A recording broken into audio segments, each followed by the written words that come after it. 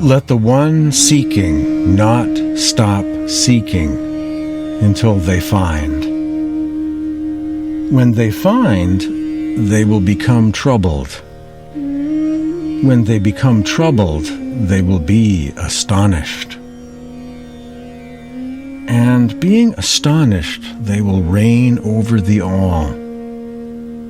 And having ruled over the all, they will enter into rest.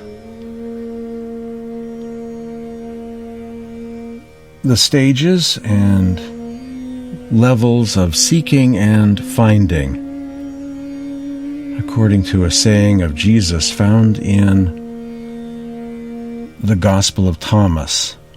Here I am using the complete Gospel of Thomas based on the Greek as well as the Coptic manuscripts. Thus you heard a couple more things than you normally would if you're acquainted with that passage. The following is a saying also attributed to Yeshua, attributed to the radiant form, the resurrected Christ, in the Book of Faith Wisdom, the Book of Pistis Sophia, a collection of 11 years' worth of discourses of the resurrected Christ to his disciples. Seek, all of you, after the light, so that the power of your soul that is in you may live. Do not cease seeking day or night until you find the mysteries of the kingdom of light, which will purify you, make you into pure light, and lead you into the kingdom of the light.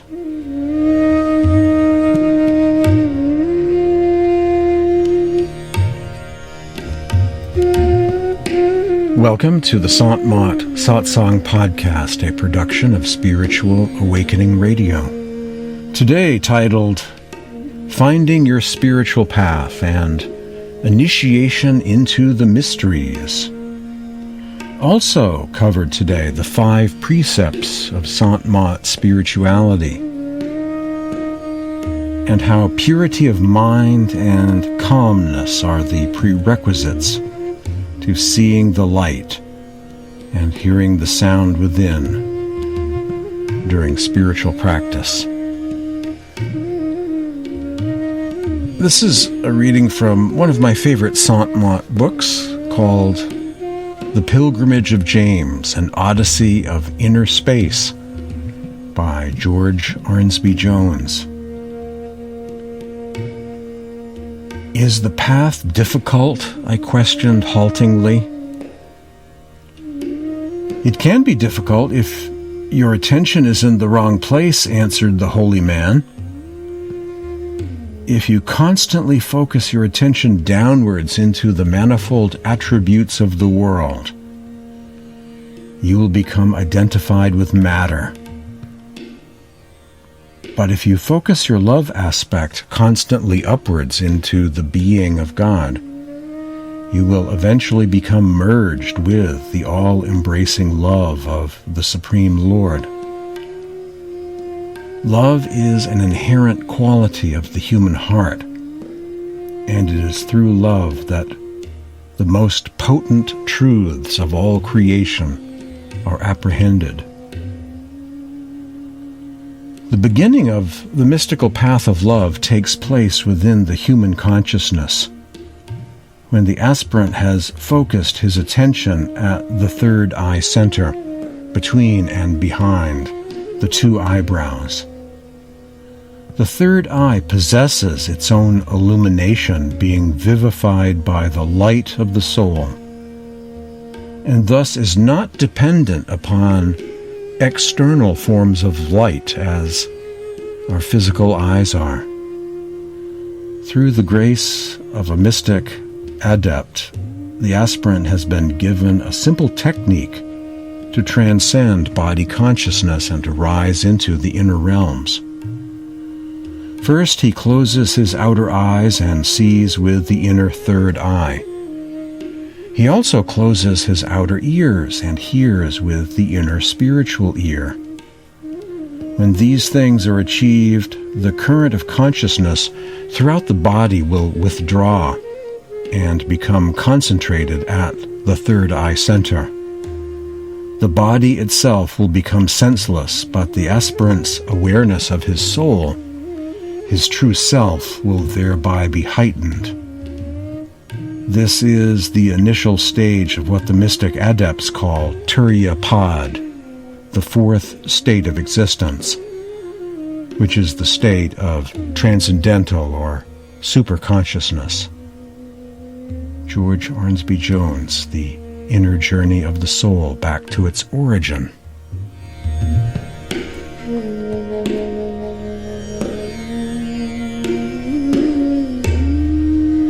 I'm a fan of the writings of George Arnsby Jones and have endeavored to place a few of them online. The following is from the Nag Hammadi Library of Egypt, an ancient collection of Coptic, Gnostic, and other spiritual writings from the early years of Christianity. Some of these are Christian, others are Jewish, others are Platonic, or belong to Pythagorean or Proto-Orthodox. Some are Sethian and some are Valentinian. So it's a kind of sampler of religions related to Christianity, authored sometime between the 2nd and 4th centuries AD. The following is from Eugnostus the Blessed. Eugnostus the Blessed, to those who are his. Rejoice in this, that you know. Greetings, I want you to know that all men born from the foundation of the world until now are dust. While they have inquired about God, who he is and what he is like, they have not found him. The wisest among them have speculated about the truth from the ordering of the world, and the speculation has not reached truth. For the ordering is spoken of in 3 different opinions by all the philosophers, hence they do not agree. For some of them say about the world that it was directed by itself, others that it is providence that directs it, others that it is fate. But it is none of these. Again, of the 3 voices that I have just mentioned, none is true. For whatever is from itself is an empty life. It is self-made. Providence is foolish. Fate is an undiscerning thing. Whoever then is able to get free of these 3 voices I have just mentioned, and come by means of another voice to confess the God of truth and agree in everything concerning him, he is immortal, dwelling in the midst of mortal men. He who is ineffable, no principle knew him, no authority, no subjection, nor any creature from the foundation of the world except he alone. For he is immortal and eternal, having no birth. For anyone who has birth will perish. He is unbegotten, having no beginning. For everyone who has a beginning has an end. No one rules over him. He has no name. For whoever has a name is the creation of another. He is nameless. Unquote. A reading from Eugnostus the Blessed. I begin with this because it sounds very similar to something found in the Sarbachan Radhasoami poetry of Swamiji. And I also want to focus on this reference to the unnamed God, the Nameless One.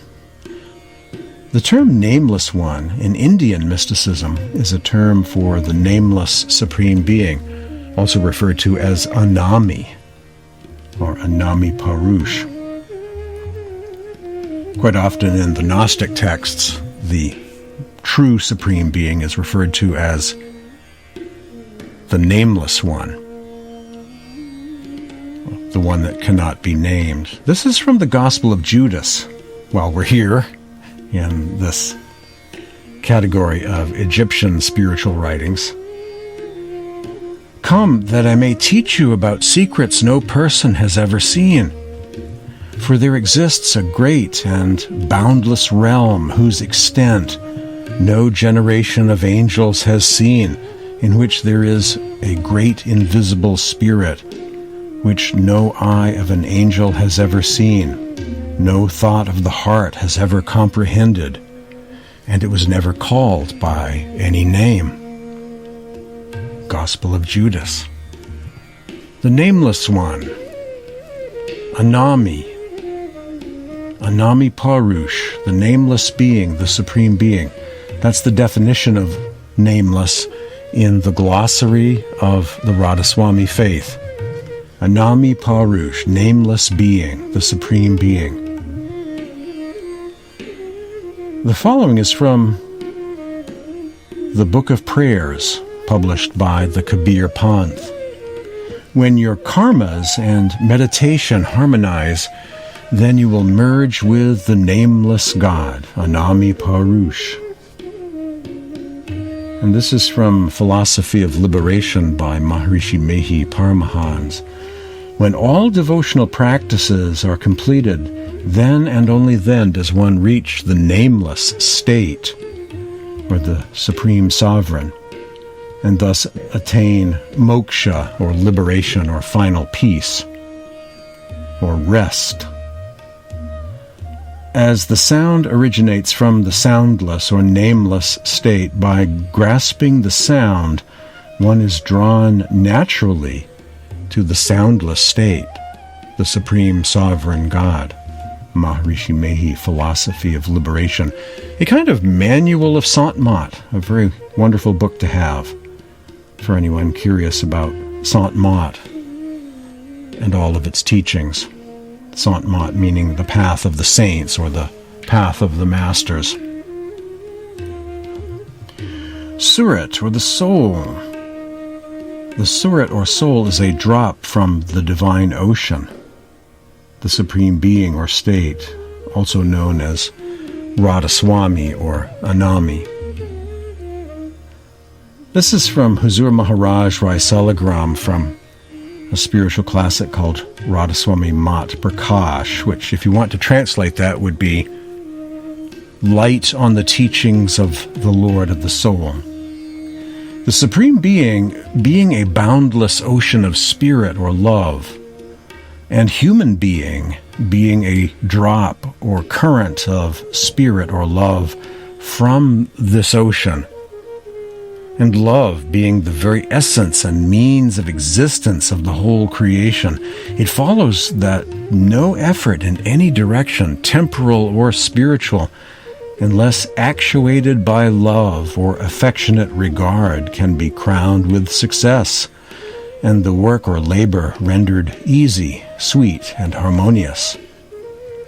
Love is most sublime, having its origin in the highest heaven, the abode of the Supreme Being.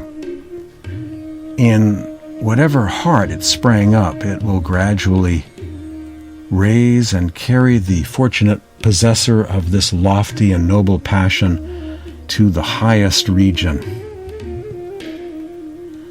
This is from the prophet Mani of Persia. Awake, bright soul, from the drunken sleep wherein thou hast fallen. O humanity, in whose hands there is great wealth, why art thou slumbering in this sleep? Asks the prophet Mani. This is from Swami Haranandan Baba. Perform virtuous acts, you will receive happiness. Also do Simran, remembering God's name or meditating on the divine sound regularly.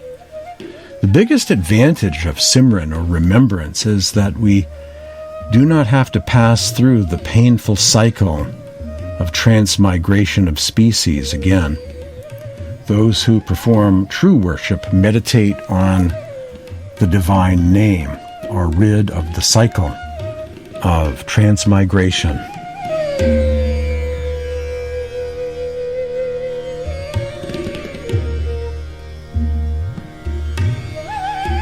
The path of Sant is not only about reconnecting with the light, but also with the divine sound, the logos, the word, the shabd, the music of the spheres, the sound current or audible life stream. Swamiji Maharaj says, "The sound current is within us always. We could not live without the current. The current is life. The sound is going on within, without interruptions. And so is the light within. Why we do not see the light, and why don't we hear the sound? The reason is that our mind is shaking, our attention wanders. One does not see the reflection of his face in agitated water. The moment the water is still, the face becomes clear. If the water is muddy, the mud brings in an additional disturbing factor. So purity of mind and calmness are the prerequisites to see what lies within the focus." This is also from Swamiji Maharaj. "Sit still and you will reach your destination. Walk fast and you won't even make a start." Commentary by Huzur Maharaj, Raisalagram. "When the body and mind become still, the soul starts its homeward journey. When the body and mind are engaged in worldly pursuits, the soul is inert.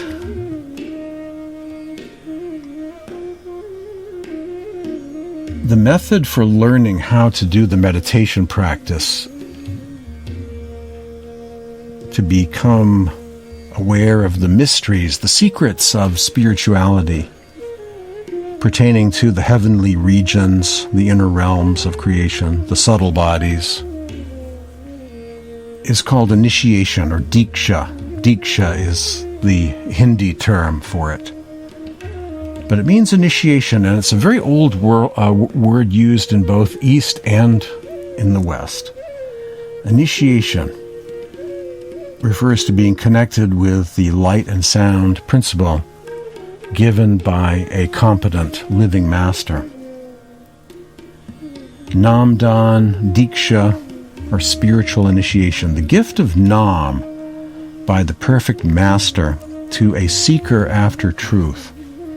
The greatest gift in the entire cosmos, by which the Sant Satguru gives a speck of his own spiritual earnings free of charge and opens the third eye of the initiate, who can now rise above body consciousness and eventually achieve the true purpose of human life, self-knowledge and God-realization through regular Surit Shabad Yoga meditation upon the inner Jyoti or light and sound. The spiritual practices of Sant Mat can be divided into three. I'll share with you some glossary definitions of these three practices, these three meditation practices one learns about at the time of their initiation. The first one is called Simran, or Manas Jap, the remembrance of God by repeating sacred names of God. Simran, repetition of names or thoughts. In Sant Mat, the Simran of worldly thoughts is controlled through the Simran of the 5 charged names, repeated by an initiate throughout the day and when sitting for meditation, as a means of collecting the thought currents at the third eye center, also used as a password of sorts to higher planes and protection from negative power influences. Simran, constant repetition of 5 charged names provided by the spiritual master, done with the tongue of thought, or a mental repetition, to still the chattering of the mind. It constitutes the first step of the spiritual ladder and is the key to the practice of listening to the divine sound within. Unquote. In other words, the repetition of these sacred names prepares one for another kind of hearing within oneself, the hearing of the divine sound, an inner hearing of a higher kind of name of God that is above all names, above alphabetical names. The second practice is known as dhyan, meditation as a state of penetrating and focused attention, with Simran and Bhajan, the means to dispel the illusion of Maya and call. Dhyan, contemplation on light, seeing within that leads to true knowledge or gnosis, the second aspect of Surit Shabad Yoga. Also contemplation done upon the radiant form of the Master. Unquote. So dhyan is inner gazing, inner seeing, and contemplating the inner light. The third practice is called bhajan, or hearing the sound current. Bhajan, devotional practice of listening to the inner sound current. The esoteric listening to the Shabad, the sound current, or the voice of God, within the temple of the human body. The third and final aspect of Surit Shabad Yoga. There are 10 types of sound within, one may hear. In Surit Shabad Yoga, only a few select sounds at each of the various regions are to be focused upon, to be listened to. Further, only the sounds coming from the right side should be listened to by plugging the ears to avoid listening to outer sounds. Unquote. From a couple of glossaries I'm making use of here, definitions of Simran, Dhyan, and Bhajan. There are many sounds one may hear in Surit Shabad Yoga meditation, but only certain ones are considered to be spiritual sounds coming from the plane above. And therefore, those are the sounds that are focused upon, as opposed to just any old sound.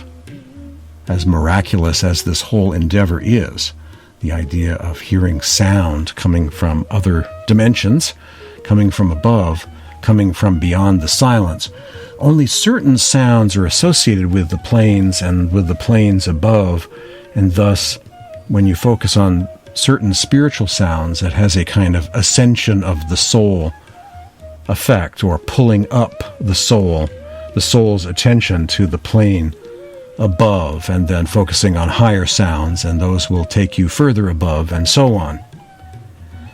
So inner space has been mapped out for many, many, many centuries, and certain sounds are considered beneficial to the practitioner to focus upon, while other sounds are not considered to be useful. At the time of initiation, the complete instructions on the lights, the sounds, the various names, the inner regions, the subtle bodies, the cosmos, or the all, to use the Gnostic term, the all, ruling over the all. All of that information is disclosed, and the ultimate goal is to reach rest, or Sachkhand, Satlok, the true spiritual realm, the timeless, eternal spiritual region, the ocean of love, the source, the origin of all souls. Coming up next, a reading from Sarabachan Radhasoami poetry that somewhat resembles my earlier reading from Eugnostous the Blessed, with a kind of big picture view of life on earth.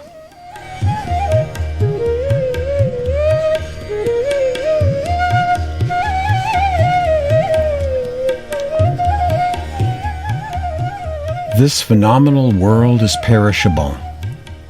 Only the wise consecrate this human form by being devoted to bhajan and simran, listening to the inner sounds and the repetition of the sacred names of the Supreme Being. Opening verses of Sarabachan Radhasoami prose in two translations. Translation 1. This world is perishable, and so also is all that pertains to it. A wise man is he who, having closely examined the nature of existence here, has realized that it is all transitory and illusory, and concentrated his human form, or rather consecrated his human form, by devoting himself to bhajan and simran, listening to the inner sound, the divine sound, heavenly music, and the repetition of the holy name, the sacred name of the Supreme Being, and who, by taking the fullest advantage of the various faculties which the Supreme Father has graciously endowed him with, has translated the invaluable jewel within him, which is Surat, or soul or spirit, the essence of his being, to its original abode. 1. The soul or spirit is known as Surat or Ruh, almost like the name Ruha, a Hebrew term Ruha for spirit. It has descended from the highest region, that is the regions of Satnam and Radhasoami, and has taken location in this human body. It has got enmeshed here in the mind, the 3 gunas or attributes, the 5 tattvas or original conditions of matter, 10 indriyas, senses and organs, etc. And so tight are the bondages of the body and things connected therewith that it has become difficult. It has become difficult for it to extricate itself. Freedom from these bondages is called moksha, or liberation. Inner bondages are the mind, indriyas, tattvas, etc., 5 instruments or senses of knowledge, and 5 of action or karmas, the mind, and the external bondages comprise property, family, and kinfolk. The soul, that is, spirit, is so much entangled in these 2 kinds of bondages, inner and outer, that it has even lost consciousness of its original abode. So remote is the destination that it is now difficult for it to return to its original abode without the grace of a perfect guide. Now, all that a man has got to do is take his surat or spirit back to its reservoir and place of origin, that is, Satnam and Radhasoami. Until this is attained, there can be no escape from the joys and the sorrows, the pleasures and the pains of this world. The opening verses of Sarabachan Radhasoami prose. This is the same, only from a different translation by M.G. Gupta. This phenomenal world is perishable, and all its causes and effects are also perishable.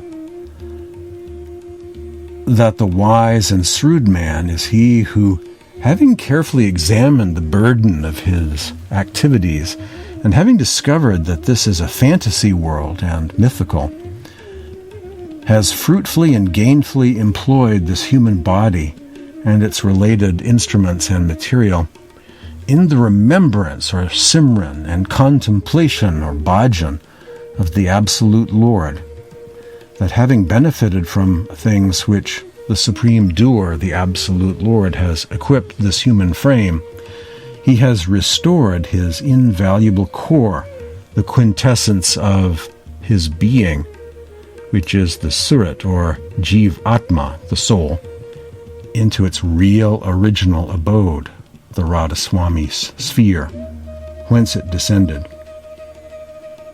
Jagat, the embodied spirit, i.e. Surat, is called as Ru, literally breath or perfume.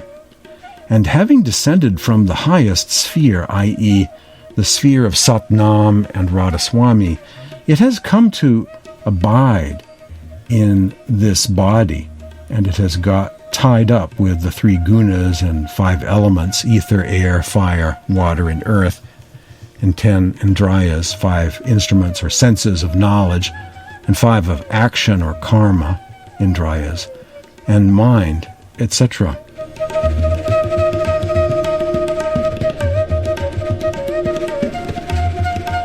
Such bonds have come about between it, i.e. Surat, and the body, and its related objects of pleasure that release from them has become quite difficult. This release is called moksha, or emancipation. The internal bonds refer to cords that bind the Surat soul with senses, elements, and the mind. The external bonds imply the strings which tie up the Surat soul with the objects of pleasure, family, and clan. In both of these kinds of bonds, the Jiv Atma has become so entangled that it has lost all remembrance and consciousness, denoting or relating to a part of the human mind that is aware of a person's self, origin, and history, environment, and mental activity, of its real abode. Its destination, its original abode, has become so distant that it has to return to its original abode. But this return to the original abode has become extremely difficult without the grace of the perfect Murshid or Satguru. All that man has to accomplish is to take back his Surat, or Ru, to its headspring and source, i.e. the spheres of Satnam and Radhasoami. Until and unless this task is accomplished, there can be no release from the worldly pleasures and grief and all the pains and pleasures pertaining to this phenomenal world. A different translation, called The Quintessence Discourse Radhasoami by M.G. Gupta, notes Surat. Surat is a drop from that divine ocean, the supreme Anami Radhasoami, beyond space and time, the formless. And the soul is, so am I am that, I am he. When Surat assumes body and form, it is known as Jiva, or entity, or Jiv Atma. The soul as a spark of the divine, a ray of the Supreme Being, or my favorite metaphor, the soul is a drop of love from the ocean of love. Initiation. This is from Baba Ram Singh on the subject of initiation into the mysteries. Our reason to be here, to go beyond limited material, ephemeral existence to knowledge or gnosis of the divine, to find our soul once again and make its journey back to the divine, the top priority in life. Initiation from a satsang discourse by Baba Ram Singh. Swamiji Maharaj says, the dhun, the shabd, the divine sound current is vibrating 24 hours a day at the eye center. Why don't you listen to it? Commentary by Baba Ram Singh. The soul, along with the mind, is so attracted to the outside world, it is continuously lost in thought of this outward world and its matters. The soul has completely lost its own identity, and it has completely associated or identified itself with its complete surroundings. So after the soul listens to satsang and gets initiation from an attained master and does the practice, the meditation practice, then gradually and with the grace of the master, it focuses the attention within and gets in connection with the Shabad, the sound current. Swamiji Maharaj says that there are 5 shabds, 5 sounds inside, which are explained during initiation. By doing Simran Dhyan Bhajan, you will manifest the Shabad within. This first Shabad connects you to the second Shabad, and likewise the second to the third, until you eventually manifest all the 5 Shabads within. So you get to see and you get connected to all the Shabads, and this way the soul gets to reach its true home, Sachkhand, or Satlok, and meets its true Father, the Almighty God. From a satsang discourse by Baba Ram Singh on the ascension of the soul through the inner realms, after receiving guidance at the time of initiation into the meditation practices of Sant Mat meditation.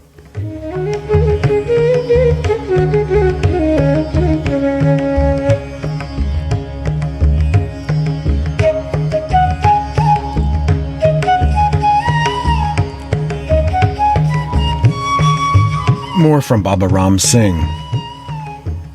Commentary on some verses by Sant Paltu Sahib, a classic Sant of the Sant tradition. Paltu Sahib said, "The sound current which is resonating is Guru Dev, because the true form of our master is the sound current, the inner master." Baba Ram Singh. At the time of initiation, the masters get us connected with that sound current. So when we manifest the sound current, we are manifesting the radiant form of the master within, because God Almighty is also in the form of light and sound. Our soul is also in the form of light and sound, and our master is also in the form of light and sound. When we meditate and we go within, we first witness our own soul, and our soul is at the third eye center, and we see our own soul. That soul has shape. It does not have a substance or a form.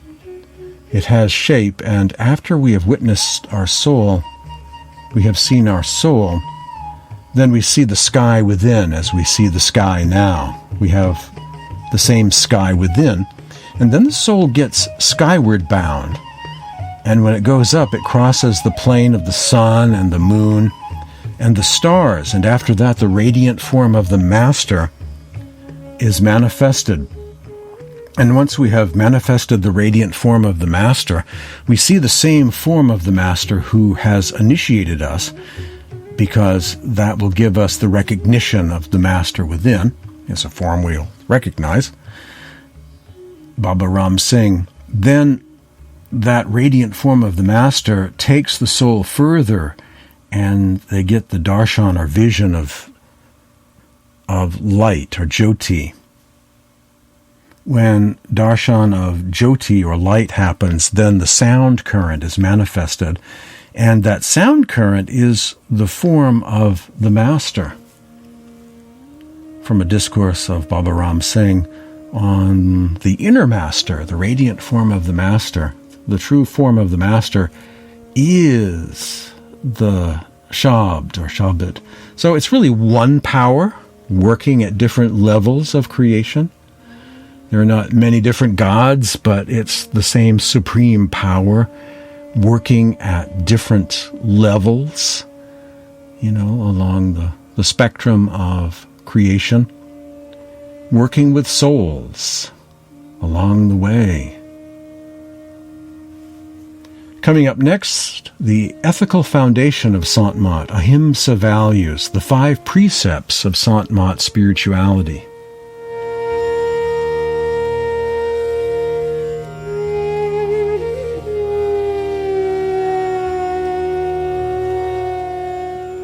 Moral requirements to qualify for initiation. The standard traditional lacto-vegetarian diet included. Basic ethical requirements. to qualify for initiation. A lifestyle that's in harmony with the concept of meditation, going within, tranquility, calmness, purity, to go inside, to explore the world of within. 1. Abstinence from alcohol and drugs or intoxicants. 2. Ahimsa or non-violence in thought, word, and deed, including in the area of diet, as in following a lacto-vegetarian diet, abstinence from meat, fish, poultry, and eggs, fertile or infertile. As Sant Tulsi Sahib of Hathras said in his spiritual classic, the Gat Ramayan, in Sant Mat all masters have decried killing and meat eating. 3. Leading a truthful life. 4. Practicing non-stealing, an honest, ethical source of income. And 5. Loyalty to one's spouse. In Buddhism, these 5 abstinences are known as the Panch Shila. The Panch Shila of the Lord Buddha is comprised of the basic teachings of conduct, which are 1. No killing, respect for life. 2. No stealing, respect for the property of others. 3. No sexual misconduct, respect for our pure nature. 4. No lying, respect for honesty, truthfulness. And 5. No intoxicants, respect for a clear mind. That's a great version of the 5 precepts, the Buddhist version. A note about vegetarianism, veganism in Sant Mat.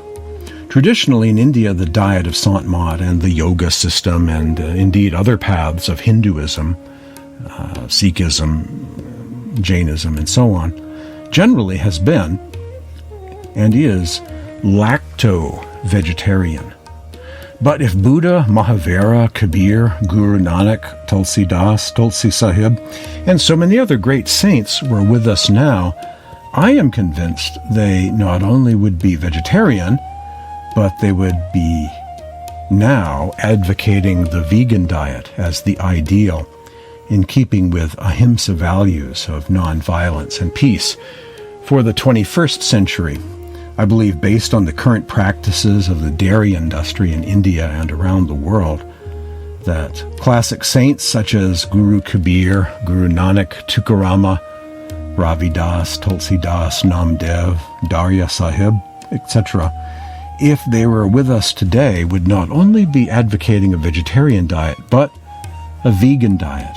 These days, many are making this transition, including in Sant Mat, toward veganism. This is the direction that the vegetarian movement is headed in. Vegetarianism is going vegan. Vegetarianism is going vegan. That's Ahimsa Diet 2.0, if you will, for the 21st century.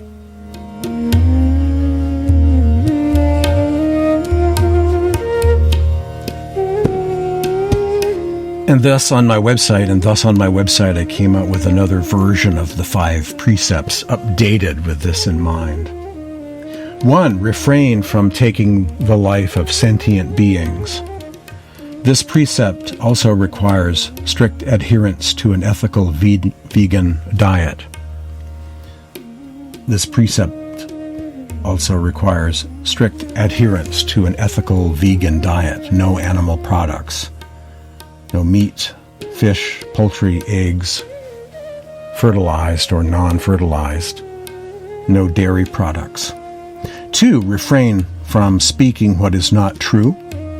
3. Refrain from taking what is not yours. 4. Refrain from sexual misconduct. And 5. Refrain from using intoxicants or recreational drugs. Those are various versions of the 5 precepts.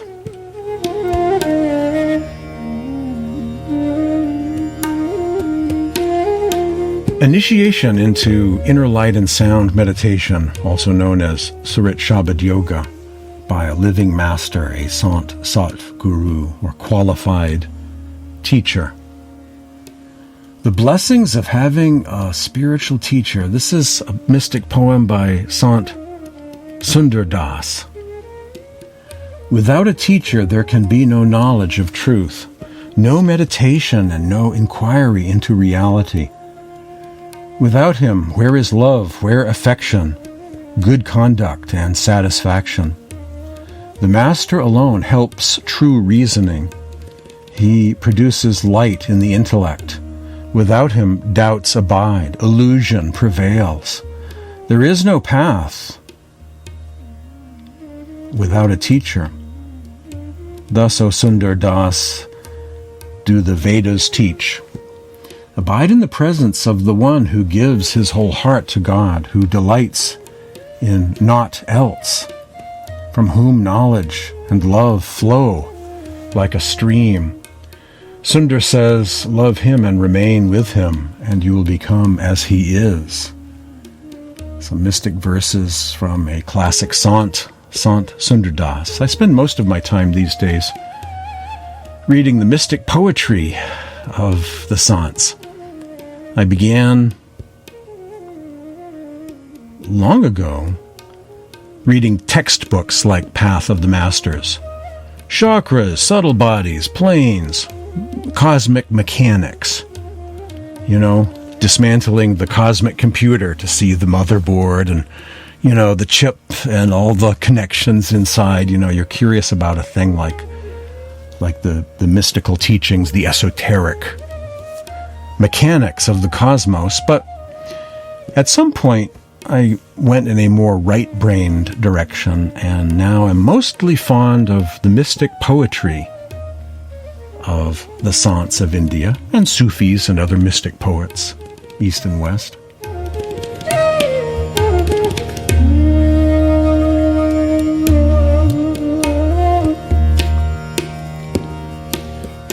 The Master said to his students, what your own eyes cannot see, your human ears do not hear, your physical hands cannot touch, and what is inconceivable to the human mind, that I will give you. A great definition of initiation by a qualified teacher, a living master, a Sant Sat Guru. And it's found in the Gospel of Thomas, saying 17. What your own eyes cannot see, your human ears do not hear, your physical hands cannot touch, and what is inconceivable to the human mind, that I will give you. In the Sant tradition, the complete methods and secrets of meditation practice are communicated at the time of initiation or Diksha, Nam Dan, by a living master, a Sant Sat Guru, competent qualified teacher, or representative of a master, authorized to do these initiations. Not a past saint or holy book. A living teacher being fully acquainted with the landscape of inner space, the world of within, is able to impart to initiate candidates valuable guidance on how to safely make the journey of ascension to the inner regions during meditation practice within, exploring the kingdom of the heavens inside. This kind of spiritual transmission and the details of Surit Shabad Yoga practice, inner light and sound, transcendental seeing and hearing, are not to be found in books, are not found in old scriptures of the past, not for sale, but are given freely to seekers of truth by a living teacher. At the time of initiation, one vows to practice meditation every day and follow the path. As Swami Sant Sevi Ji Maharaj once said, whoever sincerely practices the inner meditation comes to experience the light within. First, he or she sees the light, and then he or she hears the sound. Sound has a natural and inherent property of attracting the listener towards its source or origin, one who is capable of grasping the sound, springing straight from God himself, gets naturally drawn back to him. Swami Sant Seviji Maharaj. Whoever sincerely practices the inner meditation comes to experience the light within. First, he or she sees the light, and then she or he hears the sound. Sound has a natural and inherent property of attracting the listener towards its original source, or origin. One who is capable of grasping the sound, springing straight from God himself, gets naturally drawn back to him. That's a great explanation of the practice. Surit Shabad Yoga, inner light and sound meditation, is considered a form of Sahaj Yoga in India, Sahaj meditation. Sahaj just means natural, normal, an easy practice. You know, if you stick people in a cave, a dark cave, some of them will naturally see light and hear sound. You'll accidentally meditate if you just sit quietly long enough. Thank you. You will accidentally find this reality. It's amazing. That's what Sahaj means. Normal, natural, easy. The light and sound are going on within us. It is the true miracle that we do not see or hear it. That's the great miracle, because the light and sound are always there, just waiting to be noticed in the silence and in the darkness of meditation.